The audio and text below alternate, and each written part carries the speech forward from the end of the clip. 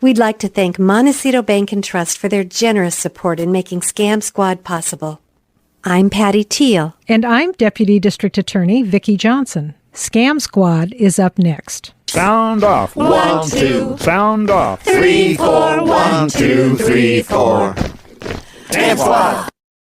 Welcome to Scam Squad. I'm Patti Teal here as usual with Deputy District Attorney Vicki Johnson, and she brought a very special guest with her today. And Vicki, would you introduce him? Absolutely. So we have with us today Casey Nelson, who is a Deputy District Attorney in the DA's office here in Santa Barbara. And he prosecuted a case involving something that we call affinity fraud. And before we talk to Casey, I'd like to talk to our listeners a little bit about what that is. So affinity fraud is where people put their trust in someone offering an investment opportunity because that person is, quote, someone like them. And affinity fraud works because people tend to trust other people who share common bonds. For example, they belong to the same church or the same country club, or they're a family member. And I have an example of what we mean when we talk about affinity fraud from my favorite website, Scamicide. And this is a story about a pastor and his wife who created a cryptocurrency called Index Coin. And they sold it to members of their church.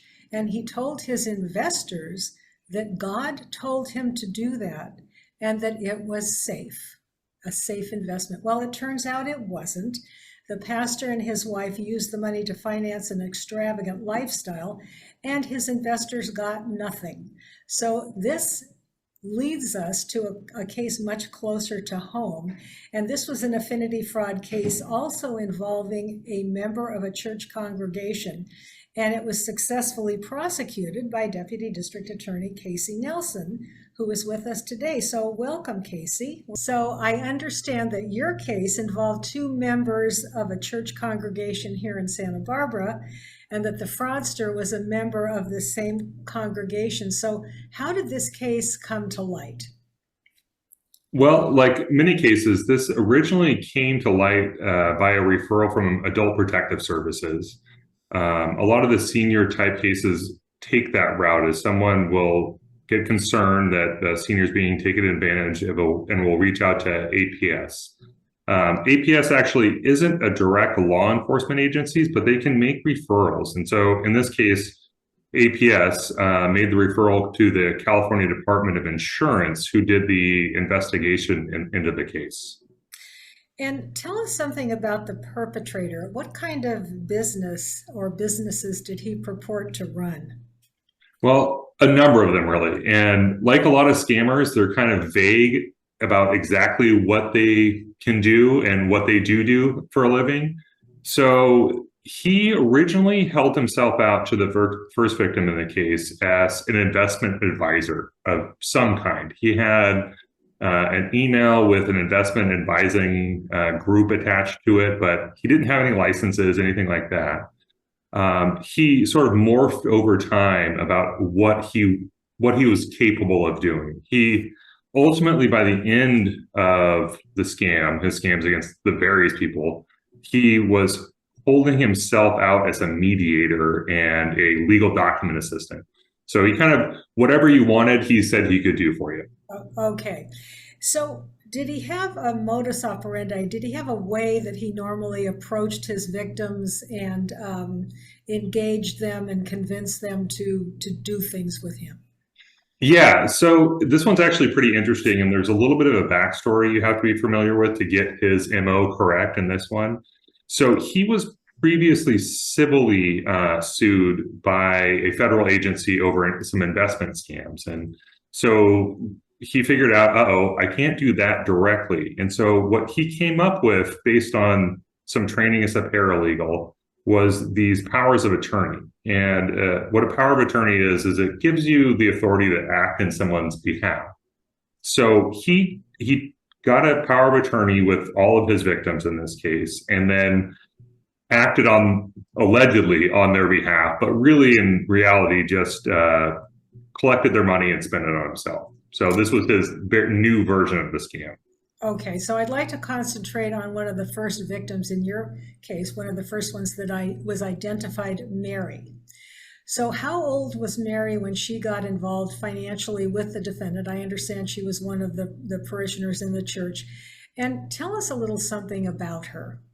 Sure.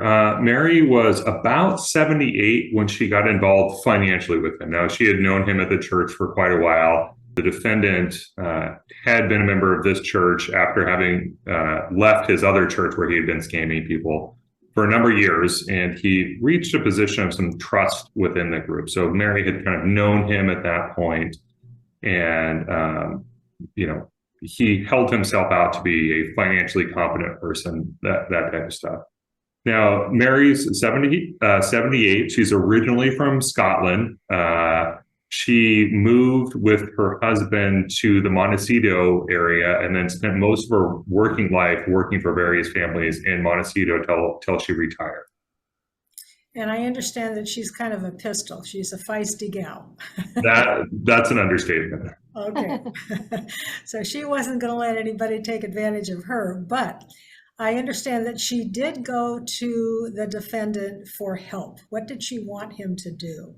So initially, she was having some dispute with her family members over the proceeds or how to split up a house that they lived in, and she had put some money in on the down payment. She went to him. By this point in his career, he was holding himself out as a mediator. He had some kind of certificate from a university that said you're a mediator, so you can do whatever you want. This was his way of practicing law without a license, essentially. Okay. So she went to him and asked him for help on dividing up the house. And was he able to help her just in that particular venture? And what was it going to cost her? Was there some kind of a fee associated with this?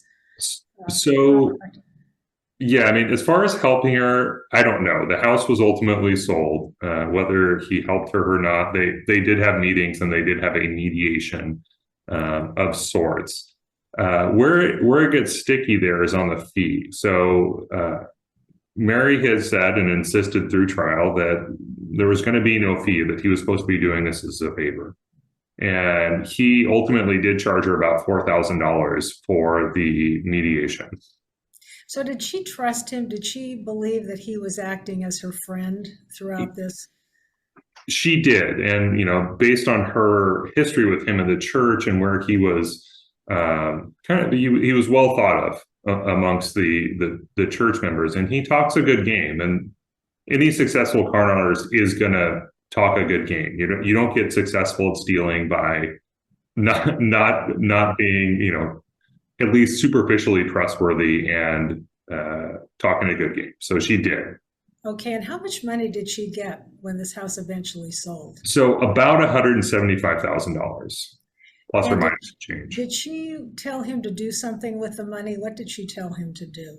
She did. So it's important really to note that this was her entire life savings. She had some Social Security benefits and some a minor pension from Scotland, but this was it. This was her whole savings anywhere. So she wanted to keep it safe, so to live off of and to invest. So she asked him to put it in the bank at Montecito Bank and Trust. But he did not. What did he do? So he had accounts at Rabobank that he put the money in. The accounts were solely in his name. So once he put the money into that account, which wasn't authorized by Mary, did Mary have any access to this money? No. Did he provide her with any report showing how her funds were doing? No. And in fact, he actively tried to block that. And as you mentioned, she was counting on this money to live on. Is that correct? Yes. And Casey, sorry to interrupt you, Vicki, but was he able to do that because he had power of attorney? So partly yes and partly no. So the power of attorney was the initial part, was allowed him to deposit that check in his own account. But at that point, it's in an account, so he can just do whatever he wants with it. So by that point, the power of attorney is beside the point. I see. And I'm assuming that she asked him for money. She needed money to live on. She did. She asked him for money periodically, and he'd give her small amounts here and there, but he really controlled the flow of the money.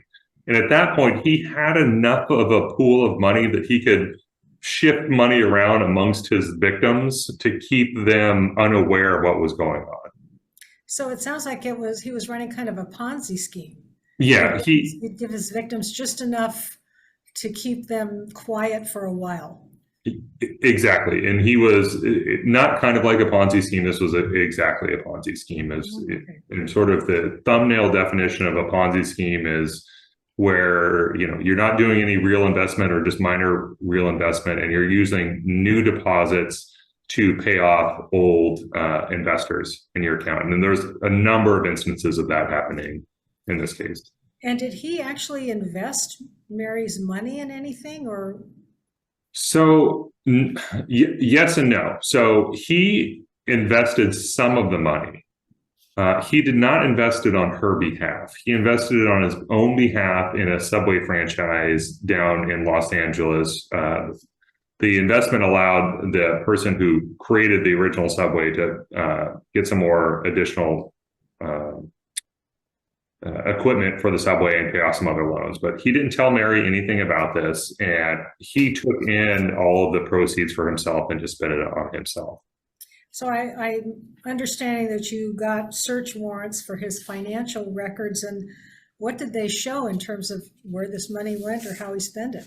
Yeah, so the search warrants were actually done by the California Department of Insurance. The DA's office did a few at the end, just some catch-up stuff. But all the returns from the bank accounts just showed that he spent the money on himself. He bought, kind of continuing his pattern from his original fraud against his first church. He did a bunch of cosmetic surgery type stuff. In the first case, back when he was at a church in Oxnard, he had gotten himself some hair plugs and gotten a girlfriend some breast augmentation. So this time it was more cosmetic surgery, I assume, for not himself, but you know, I don't know that. And did he spend money on other luxuries for himself also? Sure. He took vacation rentals, properties in Carpinteria, some very large ones. It was actually kind of interesting. Most of them, the ones that he got, are still posted as vacation rentals in Carpinteria, so we could go see the house that he rented. He also upgraded himself on a trip he took to India to business class to the tune of several $1,000s, all on these people's money. Unbelievable. Yeah. Did Mary ever get any of her money back? She got a small portion of the money back. She had been hounding him for money when she was going to Scotland to visit her dying brother. She was unable to see her brother before he died in Scotland because he had taken all of her money. She couldn't even get a train ride down to see him the last time before he died. Oh my gosh, that's so sad. Yeah. The people with the Subway franchise actually were legitimate when they figured out that, you know, he was ripping Mary off. They actually wrote the final check to Mary rather than write it to him. They thought this was his money that he was investing because he held himself out of this. I'm investing my money in, you know, this Subway franchise. I got a bunch of extra money. And so once they figured that out, they kind of panicked and wrote the check directly to Mary. So did this affect her emotionally, financially? I mean, this sounds like it must have been a terribly traumatic experience for somebody her age. Yeah, it was. Anybody, but for somebody her age, yeah.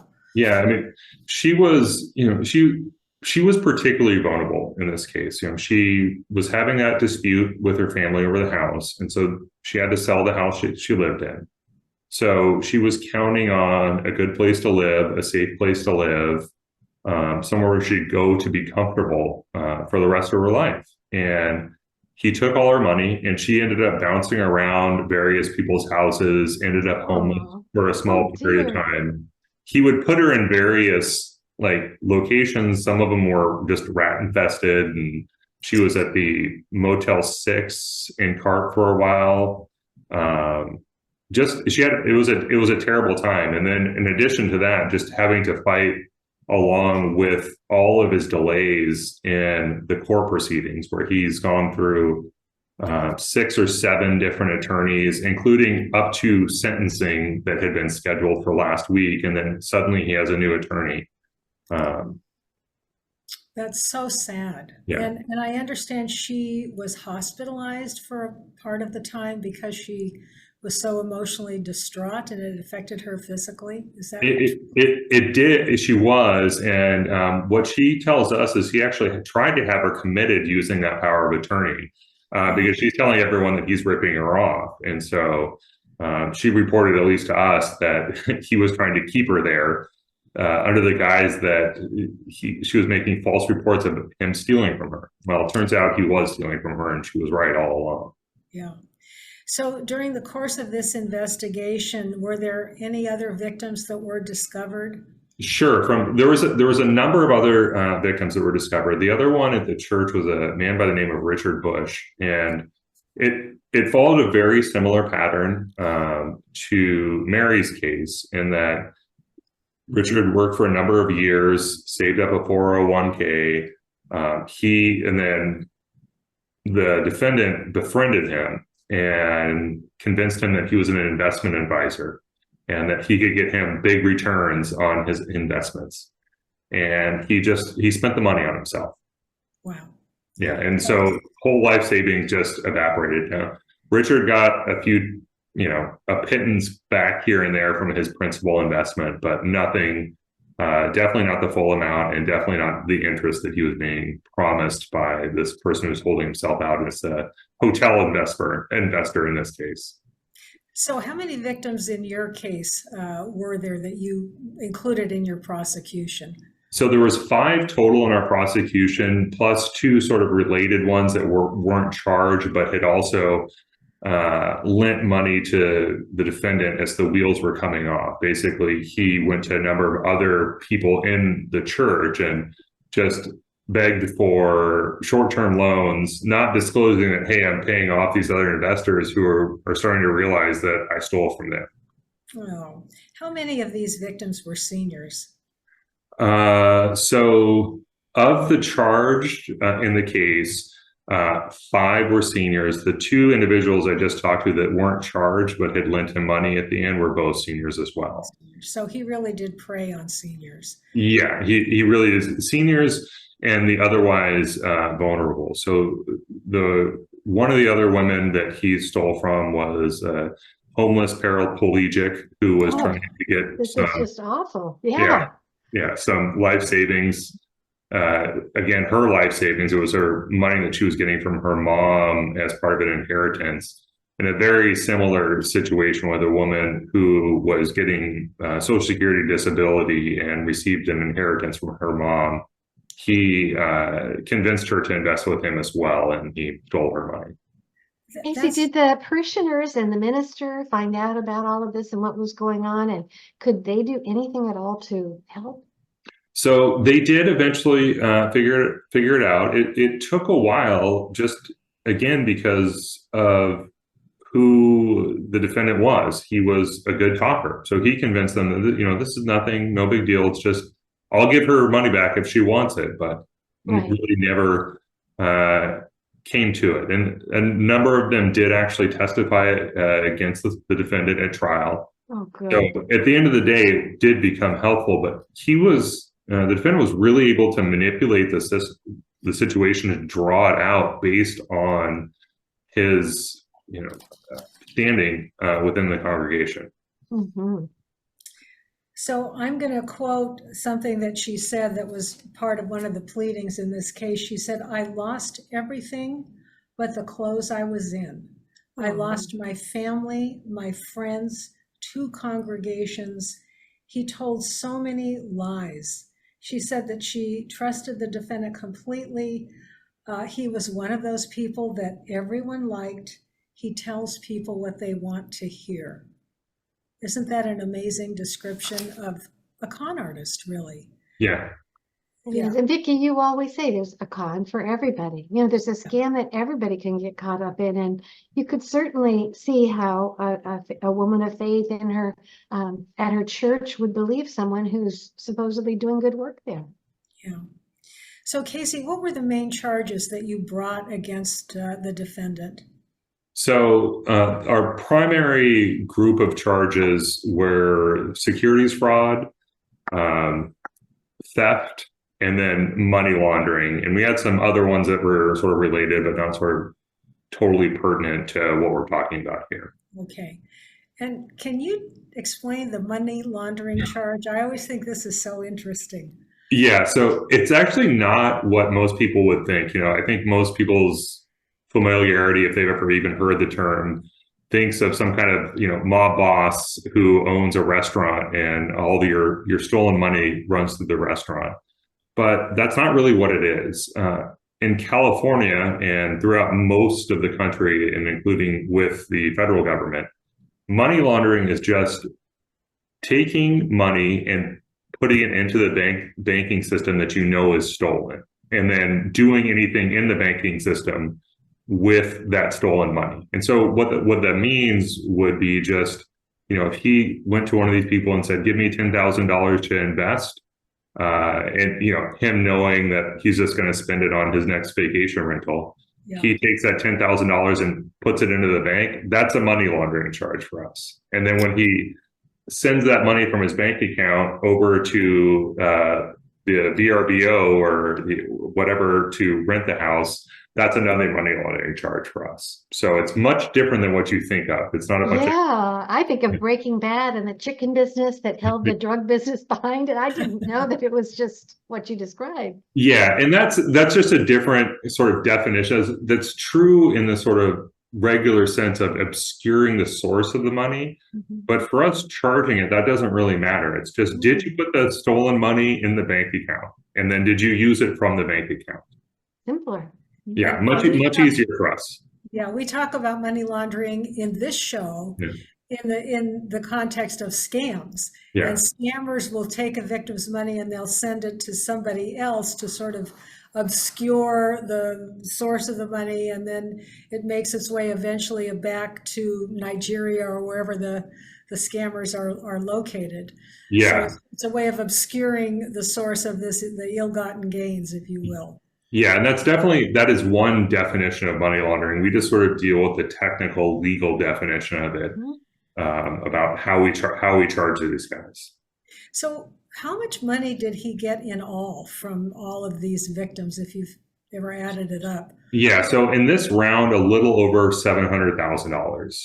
Wow. You know, he did pay some of that back along the way, but that was really just, that goes back to our Ponzi discussion of, you know, people got money here and there back, but that was just to cover up his frauds rather than out of any goodwill towards these people. Casey, what advice would you have for somebody who might get caught up in something like this, might be approached by somebody who's a member of their club or a member of their church or even a family member, and proposes some kind of investment opportunity as a way to help this particular person? What advice would you give? Sure. So one of the big things is to ensure they have some kind of license for what they're doing. And I know that sounds weird. Like, why would someone offer to invest the money for you if they can't do it? But really just checking that out makes a big difference. And in a situation like this, where you really know this person from a church or your sports league or wherever it is, whatever group you're a member of, go to their actual office. Make sure that they have, if you're doing investments, go make sure they're at Morgan Stanley or somewhere like that, where you can go to an office and see them. And it's not just them doing some stuff in their house. No one, well, I'm not going to say no one, but very few trustworthy people are investing your money from their living room. Right. So ensuring that they have the proper licensing, and you can look that up on the various states' websites. They'll be licensed by things like FINRA or the California Department of Insurance or something along those lines. And, if they give you a card, their card should have their license number on. Right. And go try and look that license number up, because he actually, in this case, he was a legal document assistant, and that you get a registration number, but then that's not going to appear anywhere that allows them and says, hey, this person's a legitimate investment advisor. It's just some number for we the people type thing. But so go to the office. Don't just rely on them telling you that they can do these things. So do your due diligence, trust but verify. Trust but verify. Yeah, that was a very short version of that long-winded answer. Yeah. You just have to be careful out there, and sometimes people aren't who they seem. I understand that this was a very charming guy. He knew how to talk to people. He knew how to get alongside of them. He knew how to make them feel that he was really their friend and doing something in their best interest. And none of it was true. None of it was true at all. But as Casey said, most likely successful con artists are probably charming, just like some salespeople, I hate to say, but they have the gift of gab. They do. Mm-hmm. Well, this was a fascinating case. And Casey, I just have to compliment you and congratulate you, because this was a very complicated case, complex, difficult to try. And how many charges was he found guilty of? 29 total wow. And total counts. Well, so there's a recommendation for 24 years and some change in state prison when it comes time for sentencing. Yeah, I was going to ask. Yeah. Sorry, Vicki, I didn't mean to interrupt again. I was going to ask, do you get a stiffer charge the more money you con people out of, or is it just the act itself? Yeah, so there's some more serious charges that happen when you pass the $100,000 threshold, and then when you pass the $500,000 threshold. So yeah, it gets more stiff the more you steal. The more successful stealer you are. Yes. Sorry for the grammar. Casey, thank you so much for taking your time and coming on the show and telling us about this. We talk so much on this show about scams and people getting scammed, and it's wonderful to have a success story where the victims get some justice and the defendant gets some well-deserved punishment. So thank you so much for coming on and sharing this with us. We really appreciate it. Great story. Thank you very, very much. Thank you both for having me on and giving me the opportunity to tell the story. And just, Vicki, I know you said, for me prosecuting the case, I just want to also thank all the victims and in the case. This was an incredibly long case. We filed it in 2017, and he's been delaying and delaying and delaying in trial, and everyone stuck with it.